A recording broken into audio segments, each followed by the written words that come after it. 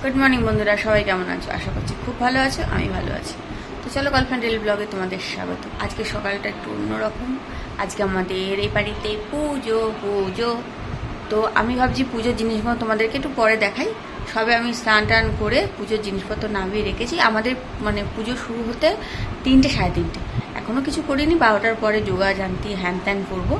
তো তো আজকের তোমরা সবাই জানো আমি কালকে থেকে বলে রেখেছি হনুমান জয়ন্তী আছে, তারপরে পূর্ণিমা।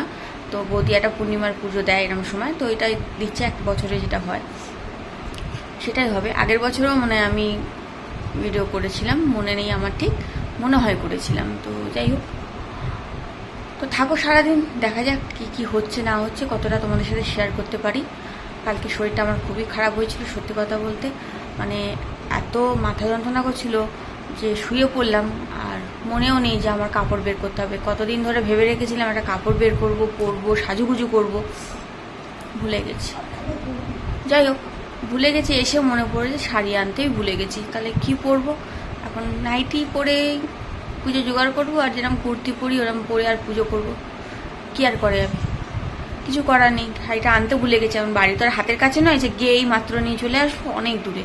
তো বৌদি বলেছিল যে তুই যদি ব্লাউজের সায়া থাকে তাহলে আমি, তো আমার কাছে সত্যি কথা বলতে এখানে যেহেতু শাড়ি পরি না, পেটিকোট বা ব্লাউজ কিছুই রাখা হয় না।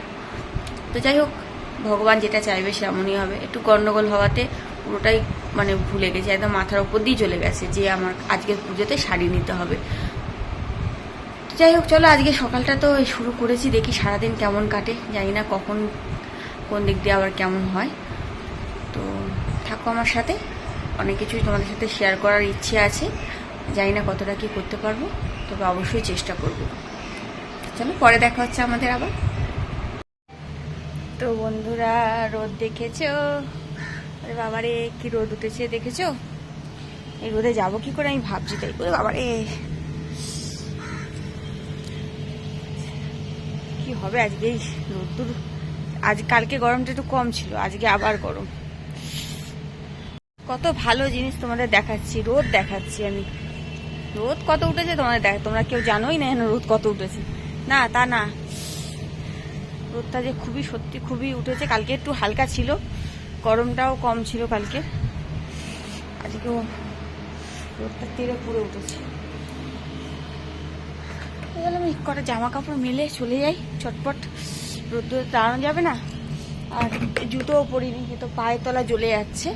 তো মেলে নিয়ে নিচে যাই, তারপর দেখা হচ্ছে। তো চলো দেখিয়ে দিই তোমাদের পুজোয় কী কী আজকে লাগছে, মানে নারায়ণ পুজো সব কিছু দেখা যায়। উপর উপর যেগুলো আছে আর নামিয়ে এনেছি ঠাকুর থেকে সেগুলো। তো চলো সেগুলো দেখিয়ে দিই। 4টি জামা কাপড় এনেছি, এগুলো ভাঁজ করবো। সব জিনিস তো সরিয়ে দিয়েছি, তোমার দেখিয়েছি। এই যেখানে পুজোর বাজারে জোগাড় করা আছে ফল, এখানে আটা ময়দা, এখানেও ফল টল আছে, ভিতরে আছে। ঠাকুরের বাসন টাসন নামিয়ে এনেছি। এখানে দুধটা জলের মধ্যে ভিজিয়ে রেখেছি, নাহলে নষ্ট হয়ে যাবে। তো এখন বৌদি গেছে হনুমানজির পুজো দিতে, দিয়ে আসলে তারপরে এগুলো সব জোগাড় জানতে হবে। ঠাকুর ঠাকুর বসবে, আর এসিটা চলছে বলে আমাদের, তাই জানলা দরজা সব বন্ধ করে রেখেছি। তো এখানে এগুলো সব সাজানো আছে, পরে যখন আমরা গুছাবো সাজাবো তখন অবশ্যই তোমাদের সাথে শেয়ার করবো। তো চলো এগুলো এখন এরকম থাক। আর এই জায়গাটা পুরো পরিষ্কার করে মুছে টুছে নিয়েছি, দেখতে পাচ্ছ। রান্নাঘরে এসে গেছি, একটা ডালিয়া একটা ঢেলে নিয়েছি। এখানে ডালিয়া বসিয়ে দিয়েছি, দিদা দাদা সবাই খাবে ওদের জন্যে। আর এখানে চায়ের বাসন টাসনগুলো জোগাড় হয়েছে, এগুলো মেজে নিই, কেননা একটু পরে ঠাকুরের জোগাড়ে যেতে হবে, তখন এগুলো আর হবে না। জল ভরবো, এগুলো মাজবো। আর এখানে ডালিয়াটা যেরকম বসিয়ে দিয়েছি বললাম, আর এখানে সব আমাদের রাত্রিরের পনির ছোলার ডাল এগুলো করা আছে, রাত্রের দিদি পরোটা করে পাঠাবে। আর এখানে হচ্ছে একটা আলু দিয়ে দেবো, দই বসিয়ে দিয়েছি, এখন দইয়ে হাত দেওয়া যাবে না। তো চলো আমি এই কাজগুলো সেরে নিই ফটাফট করে। একটা আলু বের করবো, কেন ডালিয়াতে একটা আলু দিতে হবে, আলু না দিলে তো হবে না। তো ডালিয়াতে 2টো আলু দিয়ে দিই, সবার হয়ে যাবে। তো চলো এটা করে নিই, কেটে দিয়ে দিই, দিয়ে এগুলো মেজে নিই। চলো বন্ধুরা, পরে দেখা হচ্ছে আবার। ধোয়া হয়ে গেছে, সব বাসন মাজা হয়ে গেছে, পরিষ্কার করে দিয়েছি। আর এখানে আমাদের ডালিয়াও রেডি করে দিয়েছি ওদের জন্য, সবার জন্য। তো চলো না এটা তো হলুদ দিনই বলে একটু সাদা সাদা লাগছে, আর কিছুই না।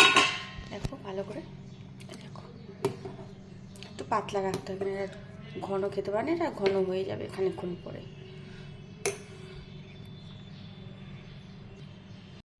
তো চলো এবার হাত পা ধুয়ে জামা চেঞ্জ করে এবার ঠাকুরের কাজে যাব, পরে আসছি, পরে দেখা হচ্ছে আবার, ঠিক আছে? পঞ্চপ্রদীপটা করে এক্সচেঞ্জ করবো, জানো বেলেঘাটায় 128 টাকা, ওটা খুব খারাপ হয়ে এটা শুধু ধরেটাই নিয়ে চলে যাওয়া হবে, যা লাগবে ঠাকুর ঢাকাতে রাখো, চাল দিতে ওই মাথা মুখে খাবার জল দিয়ে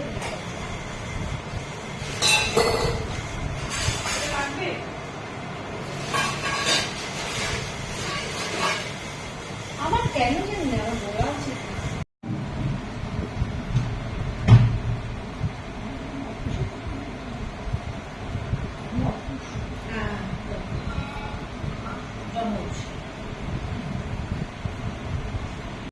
তো দেখতে পাচ্ছ সব যোগাযান্তি হয়ে গেছে, বসে আছি আমরা এখন হাঁ করে, গালে হাত দিয়ে সবাই মিলে লাইন দিয়ে বসে আছি, কেননা আমাদের ঠাকুরমশাই এখন অবধি আসেনি, বাজে ঘড়িতে 3:10-15।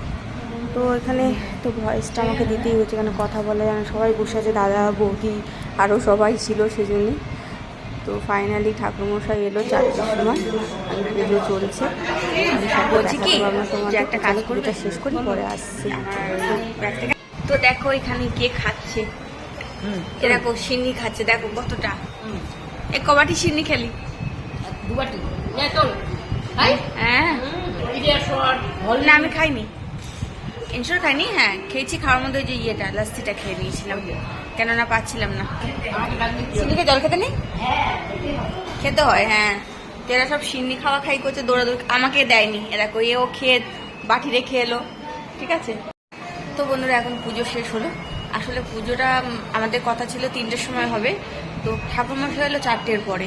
আমরা খুব টেনশনে পড়ে গেছিলাম আসবে কি আসবে না করে, 4:30-র সময় পুজোটা শুরু হলো আর কি। শেষ হতে হতে আমাদের পুরো 5টা 5:15 হয়ে গেছে, এখন 5:30 বাজে। তো এখন সবাই প্রসাদ খাচ্ছি, সবাই মানে বহু লোকজন এসছে, তো সব ভিডিওটা করা হয়ে ওঠেনি আর কি, যতটুকু তোমার সাথে পেরেছি ততটুকু শেয়ার করেছি।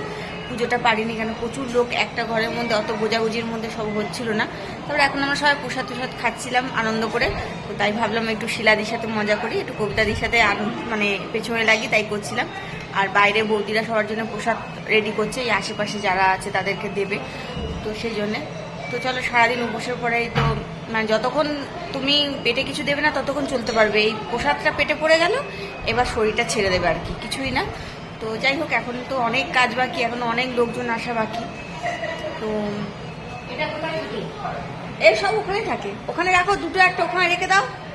তো সবাই আসা বাকি, এখন রাত্রে সব খাবে। তোমাদের যেরকম বললাম যে আমাদের পনির ছোলার ডাল হয়েছে, আর আমাদের রান্না যে দিদি সে পরোটা পাঠাবে, সবাই খাওয়া দাওয়া করবে সেগুলো। সে আর ততক্ষণ আমি হয়তো থাকবো না, আমি 8টা 8:30 চলে যাবো।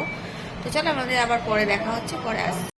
তো বন্ধুরা বাড়িতে এসে শুয়ে পড়েছি, বাড়িতে এসে হাত পা ধুয়ে ঠাকুরকে একটু জল মিষ্টি দিয়ে আর শুয়েই পড়েছে একেবারে, কেননা ভালো লাগে না, প্রচণ্ড ক্লান্ত আজকে। এমনিতে উপোস করেছিলাম সারাদিন, অত বিকেলে পুজো হলো, তারপরে প্রসাদ খাওয়ার পরে তো শরীর এমনিতেই যেন ছেড়ে দেয়। তো যাই হোক, এমনি সব ঠিকঠাকই ছিল, খুব ভালো পুজো টুজো কাটলো। তোমাদের যতটা সম্ভব হয়েছে ততটা দেখাতে পেরেছি, সবটা পারিনি যদিও। তো আমি বাড়ি এসেছি অনেকক্ষণ মানে এই 1/2 ঘন্টা হলো এসেছি, শুয়েছিলাম, মনেই ছিল না তোমাদের সাথে কথাটা শেয়ার করে নিই যে বাড়ি এসে গেছি আমি ডিউটির থেকে।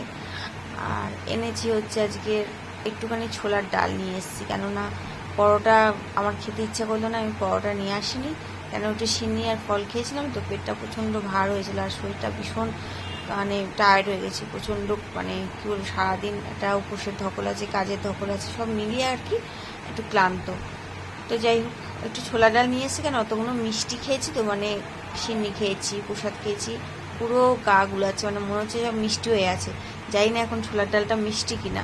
তো আমি একটুখানি ছোলার ডাল নিয়ে এসেছি, যেহেতু আমি বললাম বৌদির পরোটা কিছু খাবো না, তো আমাকে শুধু একটু ছোলার ডাল দিবা, যদি আমি খাই রাত্রে ওটাই খেয়ে শুয়ে পড়বো। তো ভাবছি আমি তো ওই নিয়ে এসে ওটাই খাবো। এখন বাজে মিনিমাম 10টা, তো আর কিছু ভালো লাগছে না, তো ভাবছি ভিডিওটা আর বাড়াবো না। তো চলো বন্ধুরা, ভিডিওটা আর বাড়াচ্ছি না, ভিডিওটা আজকের এই অবধি রাখছি। তো চলো বন্ধুরা, ভিডিওটা জাস্ট এই অবধি। সবাই ভালো থেকো, সুস্থ থেকো, সাবধানে থেকো। আমার ভিডিও ভালো লাগলে লাইক আর সাবস্ক্রাইব অবশ্যই করে আমার পাশে থেকো। চলো আজকের মতন টাটা, গুড নাইট।